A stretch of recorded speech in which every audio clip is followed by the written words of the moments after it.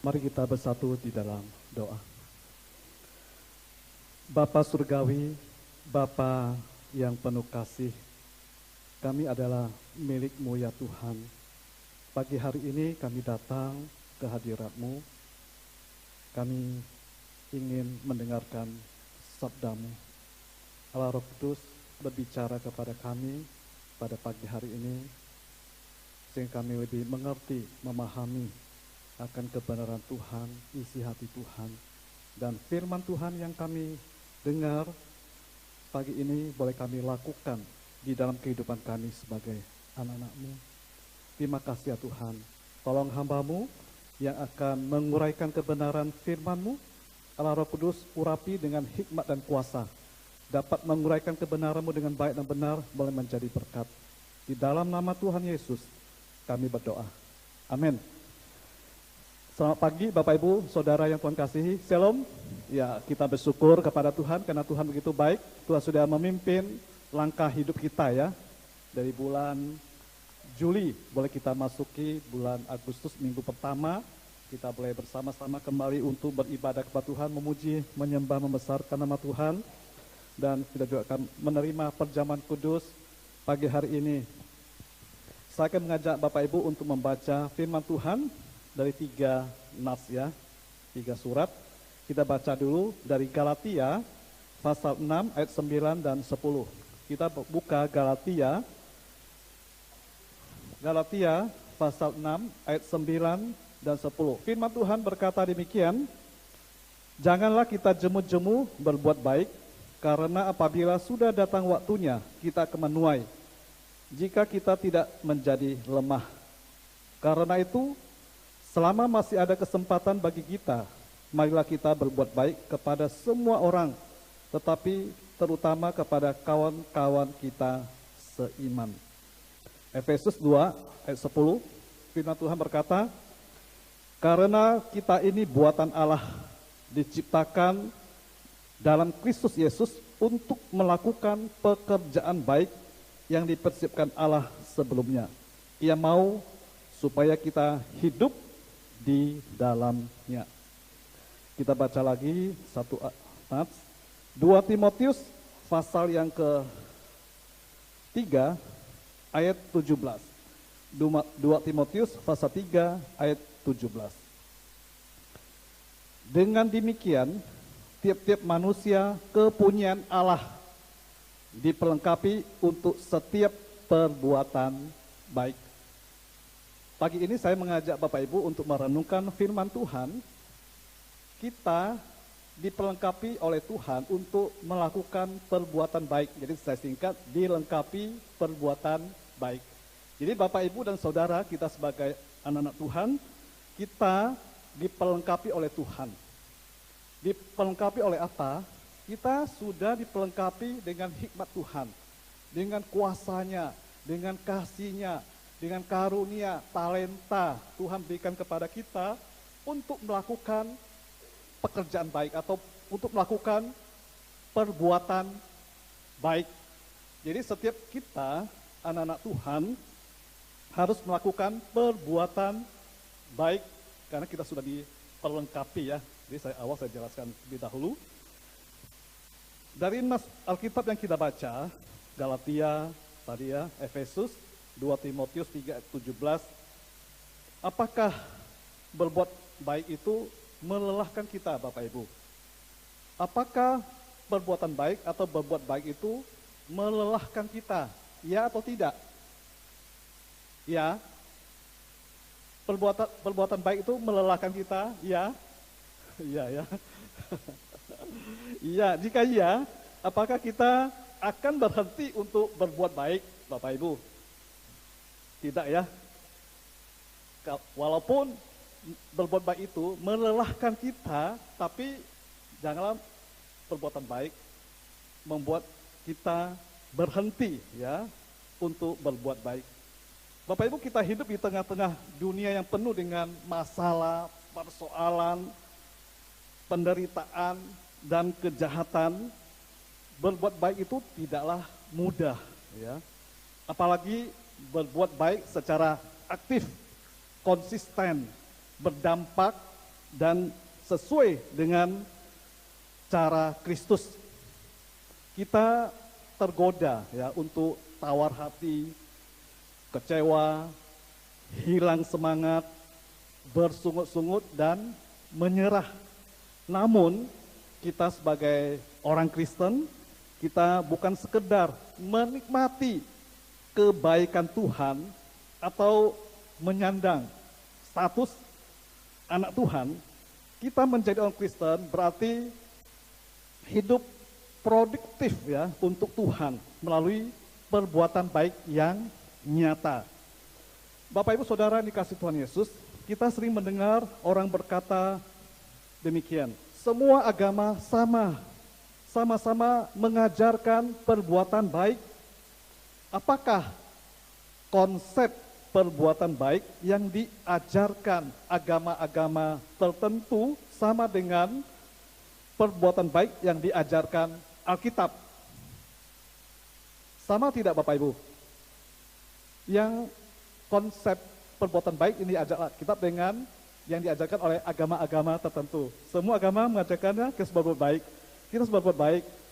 Apakah sama?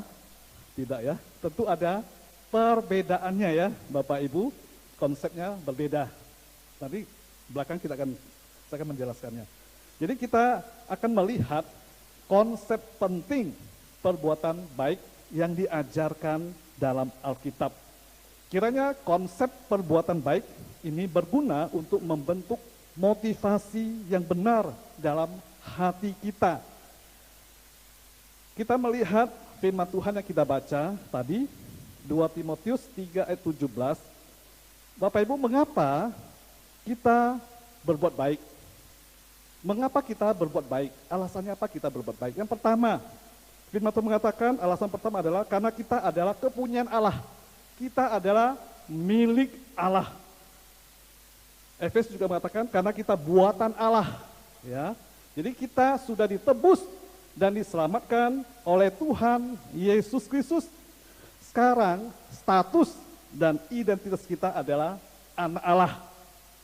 Kita sudah menjadi milik Kristus. Ya, kita sudah menjadi milik Kristus. Karena status kita adalah milik Kristus, maka identitas dan perilaku kita ditentukan oleh siapa yang memiliki kita. Kalau kita milik Kristus berarti hidup kita ditentukan oleh Kristus. Ya, ditentukan oleh Allah hidup kita. Jadi Bapak Ibu, status milik Allah ini seharusnya mempengaruhi cara kita menghargai diri kita sendiri. Kalau kita menghargai diri sendiri berarti hidup kita harus selalu bersyukur ya kepada Tuhan. Karena kita adalah milik Tuhan, kita kepunyaan Tuhan, kita tidak perlu minder dalam hidup ini, ya. Kita tidak perlu minder dengan keadaan kita. Jadi status anak Allah, milik Allah juga sepatutnya membentuk perilaku kita, karakter kita, sifat kita ya. Jadi kita tidak sembarangan dalam hidup ini karena kita milik Kristus. Ya, kita tidak akan sembarangan di dalam kehidupan kita sebagai anak-anak Tuhan. Jadi Bapak Ibu yang dikasihi Tuhan Yesus, kalau kita mencermati dan memperhatikan barang-barang hasil karya seni yang dihasilkan secara langsung oleh tangan manusia, maka barang itu akan memiliki nilai yang lebih besar daripada yang diproduksi dengan mesin. Misalnya batik tulis ya, batik. Bapak Ibu sering kalau ke Jogja kita melihat orang melukis ya, bikin batik tulis. Di batik itu ditulis ya, digambar dengan desain yang unik dan khusus. Batik itu memiliki nilai harga yang sangat tinggi, mahal harganya. Baju batik aja kemarin kita pergi ke Batik Kris ya, Karawaci itu bisa hampir 4 juta satu kemeja ya. Yang bagus batik sutra itu 4,5 juta. Yang paling murah saya lihat hanya 400.000 kalau di batik kris ya. Itu mahal juga ya, 400 sekian ribu. Tapi kalau di Solo itu lebih murah, bisa dapat 50.000, 100.000 dapat batik ya. Nah, kita melihat batik aja itu kalau desainnya yang unik ya dan khusus itu memiliki nilai yang sangat tinggi ya, mahal harganya. Demikian juga dengan lukisan dan foto yang memiliki objek dan tingkat keindahan yang tinggi, yang bagus ya, lukisannya, fotonya bagus, yang indah gambarnya itu, harga lukisannya akan sangat mahal Bapak Ibu ya. Saya waktu di Jogja, saya lihat gambaran-gambaran itu, foto-foto ya, bagus sekali, pemandangan bagus, hidup gitu ya di gambarnya. Saya tanya, satu gambar itu Bapak, hampir 3 juta. Sebesar TV itu ya, ukurannya 3 juta. Waduh, mahal sekali. Kalau 500.000 saya beli ya, bawa pulang, gantung di rumah ya, dipajang, kan bagus ya. Nah, itu mahal sekali Bapak Ibu ya, karena memiliki objek tingkat keindahan yang tinggi, maka mahal. Jadi Bapak Ibu, sadarkah kita bahwa setiap kita merupakan hasil karya Allah yang indah. Jadi setiap kita unik di mata Tuhan. Kita adalah kepunyaan Allah. Kita adalah milik Allah. Alasan pertama, kita harus berbuat baik. Alasan kedua, mengapa kita harus berbuat baik? Kedua adalah karena kita diciptakan di dalam Kristus Yesus. Efesus 2 ayat 10 mengatakan, diciptakan dalam Kristus Yesus. Bagaimana Allah menciptakan kita sebagai karyanya yang indah? Jawabannya adalah di dalam Kristus Yesus. Rasul Paulus memahami kalimat di dalam Kristus Yesus itu sebagai persekutuan kita di dalam Kristus. Kita hidup bersekutu dengan Kristus. Ya. Atau persekutuan orang percaya dengan kematian dan kebangkitan Yesus Kristus. Di dalam Kristus Yesus itu merujuk kepada kebersamaan kita dengan Kristus, kebersamaan kita dengan Tuhan. Ya. Dalam persekutuan kita dengan Tuhan, kita menjadi ciptaan baru. Firman Tuhan mengatakan, jadi siapa yang ada di dalam Kristus, ia adalah ciptaan baru, yang lama sudah berlalu. Sesungguhnya yang baru sudah datang. Jadi manusia lama yang dikuasai oleh dosa dan hawa nafsu sudah dihidupkan kembali oleh Yesus Kristus. Sehingga kita bisa hidup akrab, dekat dengan Tuhan Yesus Kristus. Jadi kita harus berbuat baik. Karena kita diciptakan dalam Kristus Yesus. Alasan ketiga kita berbuat baik adalah karena kita diselamatkan untuk berbuat baik. Karena kita diselamatkan untuk berbuat baik. Di Efesus dikatakan diciptakan dalam Kristus Yesus untuk melakukan pekerjaan baik, ya, pekerjaan baik, perbuatan baik, berbuat baik, ya. Jadi kalimat untuk melakukan pekerjaan baik atau perbuatan baik itu muncul sesudah kalimat diciptakan di dalam Kristus, ya. Jadi artinya bahwa perbuatan baik kita mengikuti keselamatan di dalam Kristus. Jadi saya ulangi ya Bapak Ibu ya. Jadi diciptakan di dalam Kristus Yesus artinya bahwa perbuatan baik kita mengikuti keselamatan di dalam Kristus. Perbuatan baik bukan mendahului keselamatan. Dengan kata lain, kita berbuat baik karena sudah diselamatkan oleh Yesus Kristus, ya. Bukan supaya diselamatkan. Jadi Kita berbuat baik karena kita sudah diselamatkan oleh Kristus. Ya, diselamatkan oleh Kristus ya. Jadi kita berbuat baik karena sudah diselamatkan, bukan supaya diselamatkan. Kita tahu bahwa keselamatan adalah sepenuhnya anugerah Tuhan, bukan hasil usaha kita, bukan hasil usaha manusia. Sesudah diselamatkan, kita baru berbuat baik sebagai wujud ucapan syukur kita kepada Allah. Kita sudah diselamatkan oleh Allah. Kita bisa mengucap syukur kepada Tuhan, memuji, menyembah, membesarkan nama Tuhan. Kita bisa melakukan pekerjaan baik atau perbuatan baik karena kita sudah diselamatkan oleh Allah.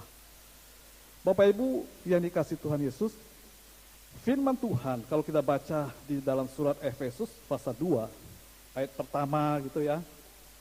Kita melihat firman Tuhan dalam surat Efesus pasal 2, di situ mengatakan, menuliskan bahwa semua orang yang berada di luar Kristus adalah mati di dalam dosa.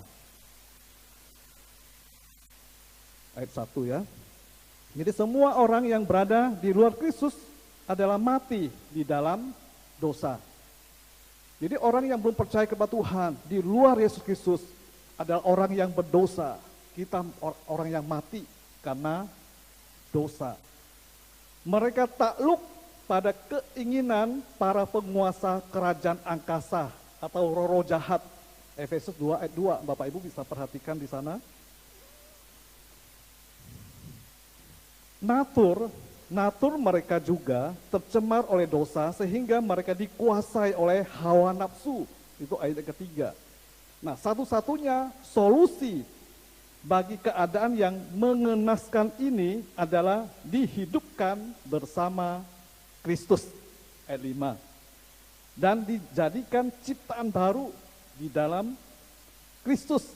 Efesus 2 ayat 10. Diciptakan dalam Kristus Yesus. Untuk apa? Untuk melakukan perbuatan baik, untuk berbuat baik. Jadi Bapak Ibu, apa artinya berbuat baik? Apa artinya berbuat baik? Berbuat baik itu artinya memberi bantuan untuk memenuhi kebutuhan yang ada secara materi, sosial, dan spiritual. Ya. Jadi kita berbuat baik, kita untuk memenuhi, ya, memberikan bantuan untuk memenuhi kebutuhan yang ada. Manusia butuh apa? Makan, minum, sandang, pangan, papan ya. Ya, kita sering, jemaat kita yang sakit kita memberikan bantuan. Yang kekurangan, ya, yang miskin, kekurangan ekonomi kita memberikan sembako, bantuan, berbuat baik untuk memenuhi kebutuhan hidup secara jasmani. Kita memberikan bantuan, memenuhi kebutuhan secara jasmani yang dia butuhkan untuk makan, minum, pakaian, sandang, apapun juga ya. Kalau rumahnya rusak, bocor, ya, nggak layak dihuni, biasa gereja ada memberikan bantuan untuk sos iman ya, yang sosial gitu kan, ya diperbaiki rumah jemaatnya yang rusak. Nah, itu berbuat baik. Di negara kita juga sering kita nonton di televisi kan, rehab rumah ya. Rumah yang rusak, akhirnya mereka gotong royong membangun rumah yang bagus. Apa itu? Bedah rumah. Iya, bedah rumah kan? Nah, jadi di luar sana, orang di luar sana yang bukan orang Kristen juga bisa melakukan bedah rumah, membantu sesama yang kemiskinan, kekurangan, bedah rumahnya supaya layak dihuni. Mereka berbuat baik. Apalagi kita sebagai orang Kristen, ya kan? Itu secara jasmani, memenuhi kebutuhan secara sosial juga ya, secara sosial. Mungkin kebutuhan komunitas, bangsa kita, gempa bumi, tsunami di Aceh, di Jogja gempa bumi, kita juga memberikan bantuan secara sosial. Ya, menghimpun dana untuk bantu mereka sana. Sosial, melakukan pekerjaan sosial. Terus memenuhi kebutuhan untuk kebutuhan secara spiritual. Nah, ini penting ya Bapak Ibu, kita berbuat baik, kita memperhatikan kerohanian jemaat kita, spiritualnya, kerohaniannya, supaya dia bisa dimenangkan untuk Tuhan. Kita menyatakan kasih Tuhan kepadanya, mengabarkan Injil, membawa mereka percaya kepada Tuhan Yesus. Kita memperhatikan spiritualitasnya, ya, imannya, supaya orang-orang melalui perbuatan baik kita, mereka bisa mengenal Tuhan yang hidup, mengenal Tuhan yang penuh kasih, Tuhan yang baik, sehingga mereka bisa percaya kepada Tuhan Yesus Kristus. Nah, itu kita berbuat baik kepada mereka, memperhatikan kerohanian, spiritualitasnya. Nah, dengan berbuat baik, kita membawa penghiburan dan pertolongan bagi mereka yang membutuhkan. Ya, kita berbaik, pastilah kita akan membawa penghiburan, ya, menghibur mereka yang susah, yang sakit, yang miskin. Kita memberikan penghiburan, pertolongan bagi mereka, ya, sehingga mereka bisa makan, minum, jangan sampai mati kelaparan.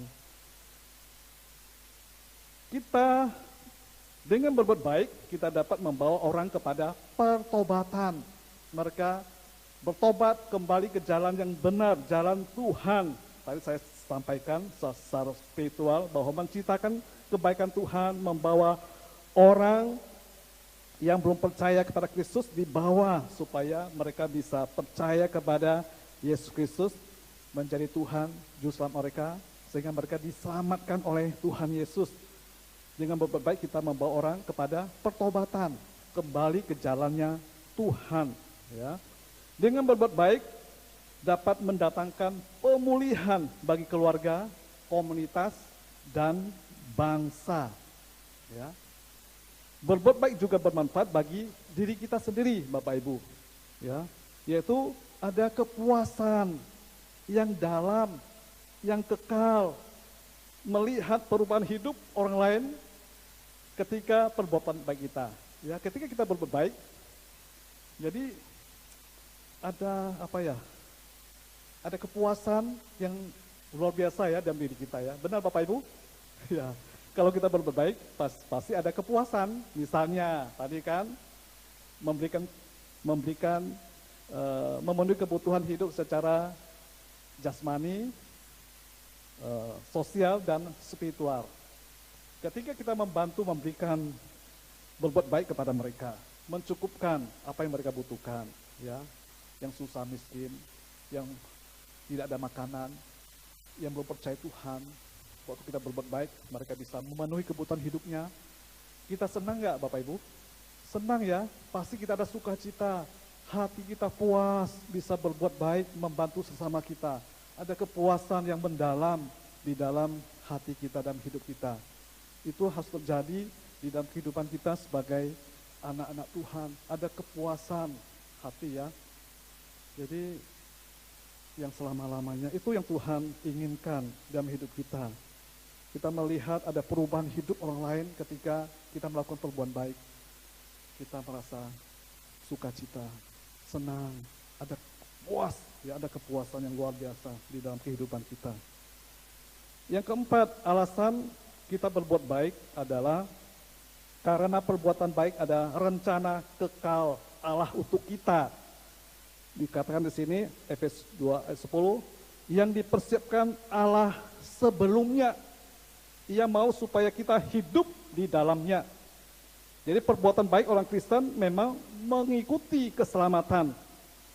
Ya, perbuatan baik orang Kristen memang mengikuti keselamatan. Walaupun demikian, Allah ternyata sudah memikirkan hal itu jauh sebelumnya. Allah sudah menyiapkan itu sebelumnya. Rasul Paulus mengatakan bahwa orang-orang percaya sudah dipilih di dalam Kristus sebelum dunia dijadikan. Bisa kita baca di Efesus 1 ayat 4. Kita telah ditentukan dari semula. Rencana Allah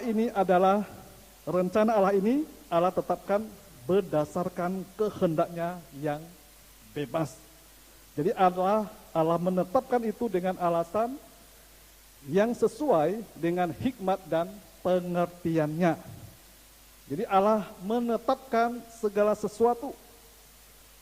Salah satu yang Allah tetapkan adalah perbuatan-perbuatan baik kita. Allah sudah menetapkan sebelum dunia dijadikan ya, dari semula menetapkan perbuatan-perbuatan baik kita. Jadi dari kekekalan Allah sudah menentukan supaya kita hidup di dalam kebaikan. Dan untuk mewujudkan rencana Allah ini, Allah menyelamatkan kita di dalam Kristus Yesus. Jadi keselamatan di dalam Yesus Kristus merupakan sarana untuk mewujudkan rencana Allah. Bapak Ibu Saudara yang dikasihi Tuhan Yesus, di dalam katekismus ya, buku Katekismus Heidelberg menerangkan bahwa perbuatan baik yang sejati harus memiliki karakteristik atau ciri-ciri khas, yaitu yang pertama muncul dari iman yang benar. Kita berbuat baik karena ada timbul dari iman yang benar kepada Yesus Kristus. Itulah Yakobus sering mengatakan, iman tanpa perbuatan adalah sia-sia. Ketika kita beriman, maka kita harus berbuat baik, melakukan perbuatan baik. Karena ada refleksi iman, pernyataan iman, bahwa kita sungguh-sungguh percaya kepada Tuhan, kita sudah selamat kepada Tuhan, beriman kepada Tuhan, maka kita harus berbuat baik. Jadi apa yang dikatakan dalam buku Katekismus Heidelberg, perbuatan baik yang sejati harus memiliki karakteristik atau ciri khas. Yang pertama adalah muncul dari iman yang benar. Yang kedua adalah seturut dengan perintah Tuhan. Tuhan sudah memberikan kita perintah. Ya, perintah harus melakukan pekerjaan baik atau melakukan perbuatan baik, itu perintah. Ya, seturut dengan perintah Tuhan di dalam kitab suci. Ya, Alkitab kita bacakan Galatia, janganlah kamu jemu-jemu berbuat baik, karena apabila sudah datang waktunya kita akan menuai jika tidak menjadi lemah. Karena itu selama masih ada kesempatan bagi kita, marilah kita berbuat baik kepada semua orang. Kepada semua orang, tetapi terutama kepada kawan-kawan kita seiman. Ada spesifiknya ya, ibu saudara seiman, sesama kita orang Kristen terlebih dahulu. Ketiga, kata Katekismus Heidelberg, dilakukan untuk kemuliaan Allah. Kita melakukan perbuatan baik karena kita ingin hidup memuliakan Allah, untuk kemuliaan Allah. Bukan sekedar sesuai dengan tradisi atau ajaran. Yang keempat ya. Nah, berdasarkan ajaran ini, kita mengerti lebih jelas mengapa orang-orang luar yang terlihat saleh dan santun pun termasuk kategori orang yang tidak baik di hadapan Tuhan. Ya. Jadi jika konsep dan motivasi perbuatan baik kita lebih benar, maka seharusnya membawa dampak pada perilaku kita sehari-hari. Jangan sampai kita kalah sama agama-agama lain yang berbuat baik. Walaupun mereka berbuat baik, tapi mereka tidak hidup dalam Kristus. Mereka adalah orang-orang yang masih hidup di dalam dosa. Mereka berbuat baik supaya diselamatkan. Tapi kita bukan ya. Jadi jika konsep dan motivasi perbuatan kita lebih benar, maka seharusnya membawa dampak pada perilaku kita sehari-hari. Jadi Bapak Ibu yang dikasihi Tuhan Yesus, sangat disayangkan kalau orang Kristen justru kalah jujur dalam berbisnis daripada orang-orang lain. Sangat memalukan kalau orang Kristen justru kurang mengasihi dibandingkan orang-orang lain, dibandingkan dengan agama-agama yang lain ya. Sangat menyedihkan kalau orang Kristen justru kalah sabar dibandingkan dengan orang-orang lain. Mereka sabar, masa kita kalah? Mereka jujur, masa kita kalah jujur? Ya kan? Mereka mengasihi juga berbuat baik, masa kita kalah mengasihi dan berbuat baik? Kita harus lebih, karena kita anak Allah, milik Allah ya. Nah itu Bapak Ibu ya. Jadi Bapak Ibu, siapkah kita Siapkah kita mensyukuri keselamatan kita dalam Kristus Yesus dan menggenapi rencana kekal Allah sebagai pemilik dari kehidupan kita. Jadi hidup berbuat baik bukanlah tugas atau beban. Hidup berbuat baik adalah gaya hidup Yesus sendiri. Tuhan Yesus mati supaya kita dapat mengalami kehidupan yang sesungguhnya. Mari kita memenuhi hidup ini dengan rasa syukur, bangga, dan sukacita dalam menjalani kehidupan dengan berbuat baik.